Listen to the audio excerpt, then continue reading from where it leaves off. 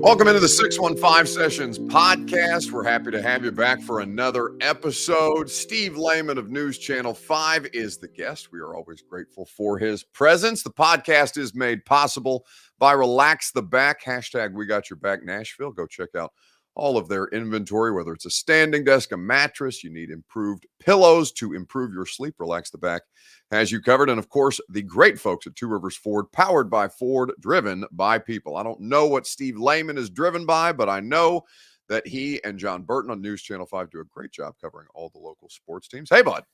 Thanks, Buck. Appreciate that intro. Glad to be with you as always.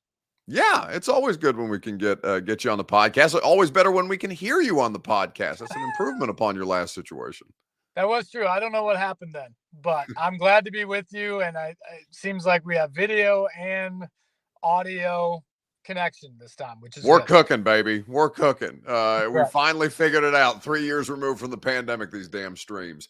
But yes, we have a game on Sunday. Titans or Browns hosting the Titans this weekend. A couple of roster transactions quickly, though, Steve, just came down the line, which is why we do this show now later on Fridays. They put Kearis Jackson on injured reserve. Kyle Phillips already on injured reserve. Who the hell is returning kicks for the Tennessee Titans and punts on Sunday? Wow, great question. And I'm not sure if I know the answer. We saw a little bit of Colton Dowell out there in preseason, so maybe him. I feel like there was a couple other guys who were out there as well. I don't know, honestly, but it's a big loss in this sense that I think that's why Kearis Jackson made this roster, is what he did in the preseason consistently as a returner. And if you look at last week, the hidden yardage that Kearis Jackson saved in that game is probably the biggest untold story of the game against the Chargers. J.K. Scott literally hits moonballs every time he puts it up in the air. And Jackson caught all of them. You know, he was able to fight off the sun and all the elements and get under it and catch the ball. And in some cases, he got positive yards, like on the overtime punt.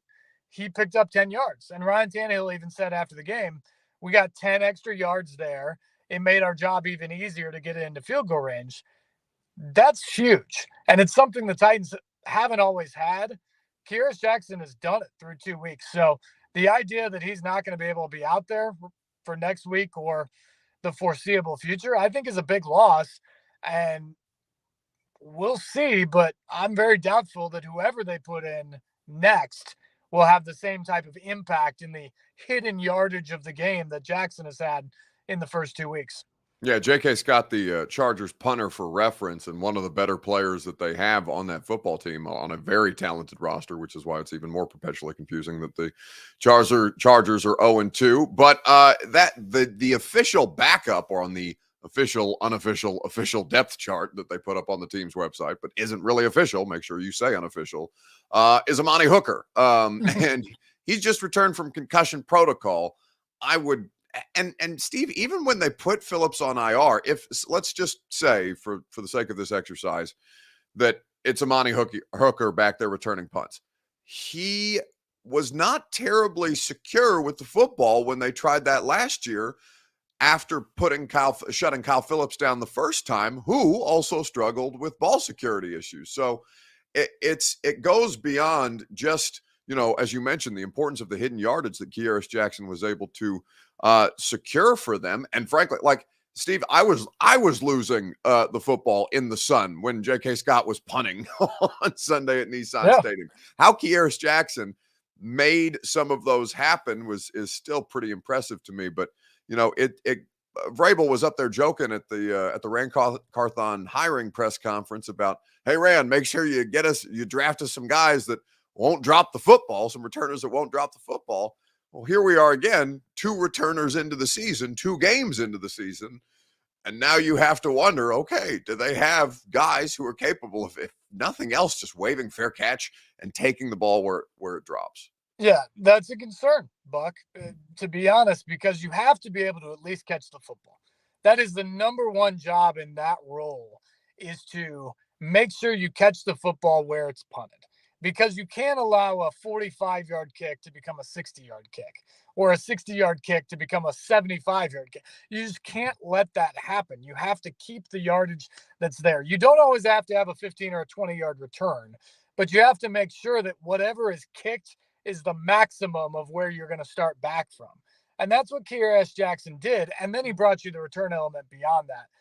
I'm with you. I mean, my only memory of Amani Hooker fielding a punt basically is muffing it in Buffalo last year. Yeah. And so is that really confidence inducing going into this week? I don't think so. And especially coming off the last couple weeks that he's had, I would be surprised if he's their first choice to go back there this weekend. But it is something we don't talk about. We talk about the offensive and defensive matchups a lot, but we really don't talk about the special teams. And special teams was a huge factor for the Titans to win on Sunday against the Chargers. And it can be a big factor in every game. And I will also say, you talked about just what it's like to catch a J.K. Scott or even track it from the stands. I'll tell you this, they worked a lot on that last week in practice with Kearis Jackson. They were using the jugs machine, which is much hang time as J.K. Scott gets.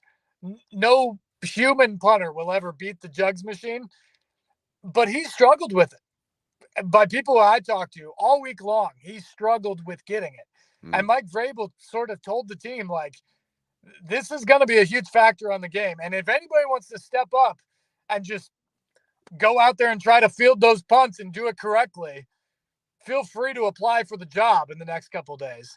And Kearis Jackson goes out there on Sunday and he fields all of the punts, and then he gets some positive yards on some as well. Credit to him, credit to the staff for preparing him, but that's something that you never talk about and you never think about within practice that they did a great job of last weekend. Oh, we can come on down the great white hope, Mason Kinsey. It's time. It has been Kinsey time. He's on the active roster. Yep. They waive Otis Reese, the linebacker. For those of you just now joining us on the podcast, that is the corresponding move with Kearis Jackson on injured reserve. So, winning in the margins is going to be important. This is a Cleveland Browns team that theoretically can be had, but it's going to take some pretty good defensive effort and management basically from the offense to not get in their way or not allow the Browns to put them too far out of their way, as they have done successfully through the first two games. They're not getting sacks, Steve, but they don't necessarily have to. They've only got 2 sacks through 2 games due to the Cleveland Browns on defense, but quarterbacks are getting rid of the ball so quickly because of that pass rush that it's almost like they don't need the sacks because the pressure numbers are wild.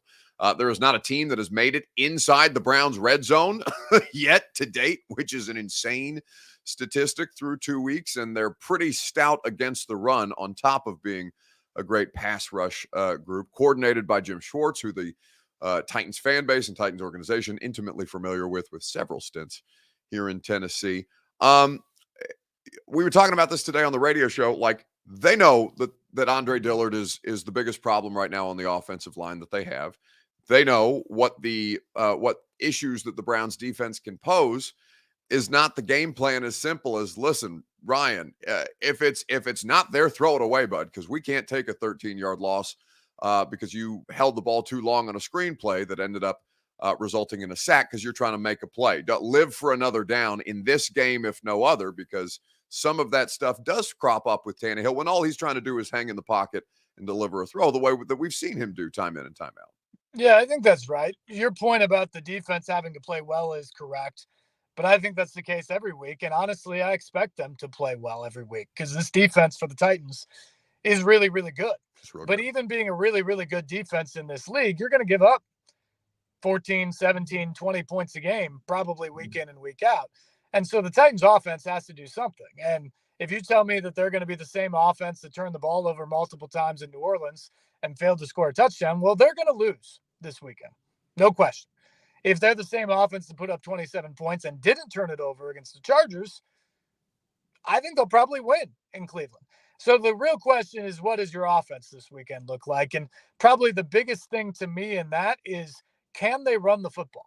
Because the Browns are tied with the Titans to this point, allowing 65 yards a game rushing, tied for third in the league. If the Titans, who I'm sure will stick with the run more than anybody that the Browns have faced to this point, if they can run the ball effectively, and it doesn't have to be 150 yards or 180 yards in the game, but if they can consistently move the pile a little bit and stay ahead of the chains and don't turn the football over with the run, then I think you open up the ability for Ryan Tannehill to make some plays in the pass. And maybe more importantly, Buck, you open up the play action pass if you have any ability to run the football in the game. And we saw it last weekend. The Titans used play action pass 9 times. They were incredibly effective off of that. Both of the shot plays, the 70-yarder to Treylon Burks, the 49-yarder to Chris Moore, those were on first down plays with max protection and 2-man routes. But because the Titans were running the football effectively, they got the defense to bite, the line held up, Tannehill was able to step into the throw, and you get a huge play. If you can hit even one of those this week and turn it into points, and you can consistently kind of use that play action to feed off of a running game that's giving you anything, I think the Titans have a really good shot. But that's easier said than done against this Browns defense. And your point about running the ball effectively, it's become, I think, a little easier. At least it looks like there will be less of a giveaway when Derrick Henry's in the game, or they have more of an ability to, I don't want to say camouflage Derrick Henry a little bit, but not make it so damn obvious that he's getting the ball every time because of the presence of Tyjae Spears. The question is, how can they kind of find this balance on a week-by-week basis? There are going to be times when Derrick gets, something like 5 carries in the second half the way that he did against the Saints, because the game plan dictates that Spears play more when your average third down is 3rd and 8. And those are obvious passing situations. You're trying to avoid those, whether it be because of sacks or penalty. But I do think that the running game, Steve, is the thing that I'm most curious about, the newest feature on the offense that I enjoy seeing how they're working through each week, is how they work the two of those in concert, because I think that's such a critical thing to prolonging Derrick Henry's career here potentially, or at least keeping him fresher down the stretch this season. Yeah, I would agree. I think the 1-2 punch that they're developing in the backfield is a very intriguing development for the offense this year. But I also think it's the biggest challenge for Tim Kelly moving forward, because in week 1, you're right. It's one thing to have Derrick Henry off the field when it's 3rd and 5 and longer. It's another thing to have him not on the field on first down. That's the exact opposite of what we've talked about for years. Of it's like he's on the field, they're going to hand it off to him on 1st and 10. But to not even have him on the field, which they had several times in the second half of that game in New Orleans, is a very interesting development. Mm-hmm. I think they struggled to get the right balance of Henry versus Spears in week 1. I think he hit the perfect pitch in week 2 against the Chargers. And some of that may be the way the game flowed or what the defenses did. Some of it may just be luck. Some of it may be feeling out what your offense is. But I think that's going to be the most intriguing thing of the next several weeks, is it's clear Tyjae Spears is a weapon for this Titans offense that has to be on the field and has to get touches for them to be truly successful.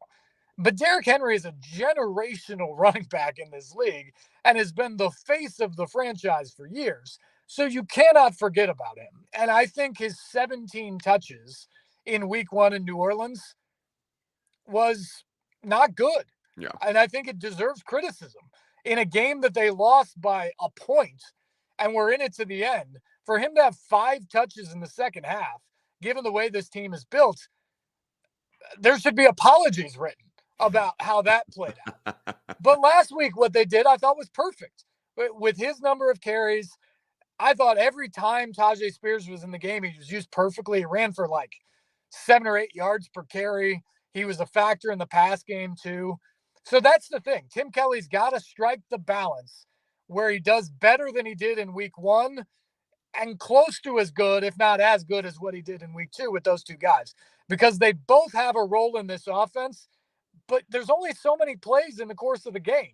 And you've got to be really sharp in what's going on and how you're going to use them in the personnel groups to make sure you use them to their best effectiveness, to make sure this offense is as effective as it can be. We'll wrap up on this point, Steve, and we always appreciate Steve Lehman from News Channel 5 joining us on a regular basis. You can check out him, Keith Bullock, Jonathan Hutton, and John Burton on News Channel 5 to recap the Sunday action of the Titans. Steve, are you going to Cleveland? John's going to be in Cleveland this week. Okay, JBB in Cleveland. I'm looking forward to flying up. Well, I don't know that I've ever looked forward to flying to Cleveland, but I will be in Cleveland tomorrow and do the game on Sunday. Be a great time. But Derek, whether he gets 98 yards in the game against the Cleveland Browns or whether it takes him a game and a bit of a quarter to do so, he is going to pass Earl Campbell at some point in the very, very near future on the franchise's all-time rushing leaders list. 98 yards would pull him into sole possession of second place behind Eddie George, who has 10,009 as the franchise's career rushing leader. The significance of Derrick Henry passing Earl Campbell, this is his last year under contract. We'll see if he does get the opportunity to push Eddie or pass Eddie. Right now, 1,600 yards with the kind of usage situation that we're talking about which is what Derek would basically need to surpass Eddie this season. Doesn't necessarily look probable. It's not impossible, but it would also take the second best single season rushing performance. He still does play the Texans twice, Buck. Remember that. Average 250 yards. I mean, that sounds hyperbolic. It's not. He averages over 200 yards in games against the Texans. So Steve is correct. It is probable, or it is possible, if not probable. But the significance of Derrick Henry moving past Earl Campbell, whether it's Sunday or another Sunday to come. Well, it's big. I think he's the best running back of this generation in the NFL. I think he's a surefire Hall of Famer, kind of, no matter what happens from this point on in his career. He just has been that good over a consistent period of time. When you talk about running backs in the NFL, even the best often only have 6 or 7 years careers, and he's been this good really since the second half of the 2018 season, which is really remarkable when you think about it.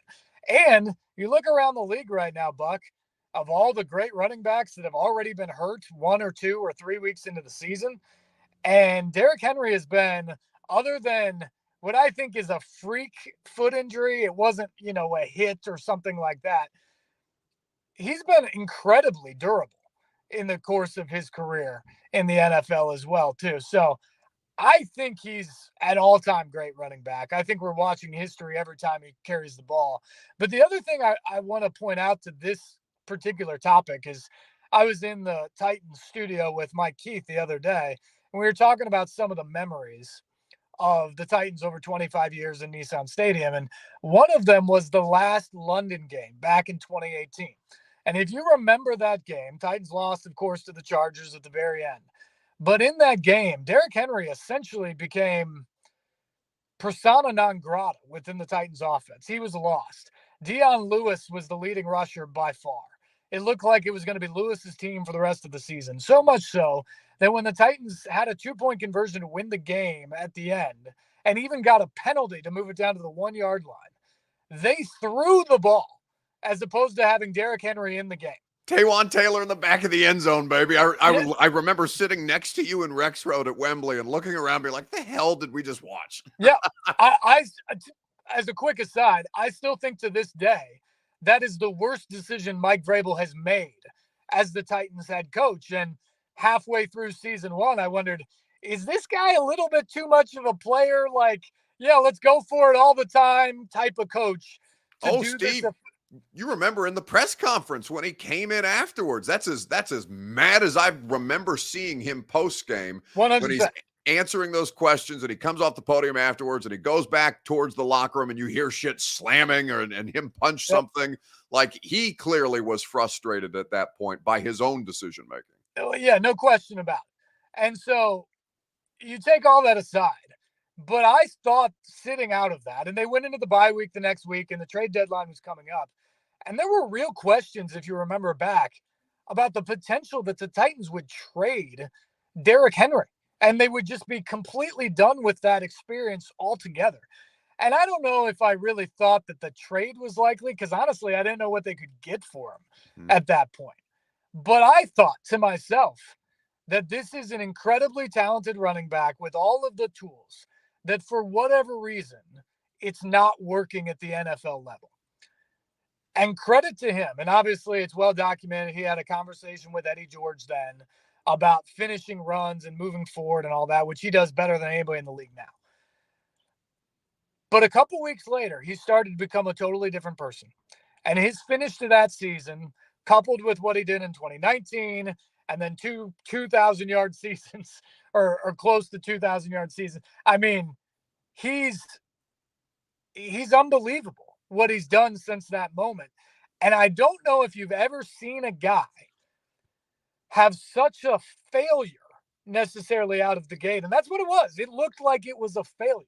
He's losing snaps to flu season in that Patriots game. Well, Fluellen was the guy on the field for the 2-point conversion. That's right. So, I mean, the idea that it was that bad early on and everybody was ready to give up on it, and he somehow found it in himself to work harder, to learn more, to do better, whatever it was. He became an all-time great productive running back in the same place where it was struggling. It wasn't a fresh start. It wasn't a new beginning anywhere else. It was just he gutted it out and became one of the all-time greats.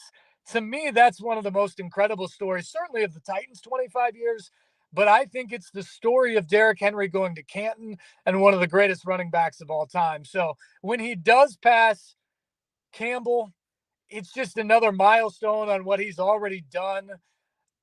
I hope he gets the chance to pass Eddie because he's going to be up there as one of the all-time great Titans for sure. But I just love watching Derrick Henry because of what he did and the story behind it. Not just is he great, but he overcame things to get to this level where he's great. And he's going to go to Canton, and it's going to be a great story to tell when he gets there. People forget that Derrick Henry really wasn't the full-time running back until 2019, and really not until halfway through a Carolina Panthers game where they came out with another Deion Lewis game plan, and we were all looking around like, stop this silly shit, enough. And that's exactly what they did. Steve Lehman, News Channel 5, best in the business. We always appreciate his visits here with us on the podcast. Make sure you support the people who support the podcast. That's Relax the Back here in Nashville, their Green Hills location, and Two Rivers Ford in Mount Juliet. Steve, I appreciate you stopping by. Enjoy the weekend and the game on Sunday.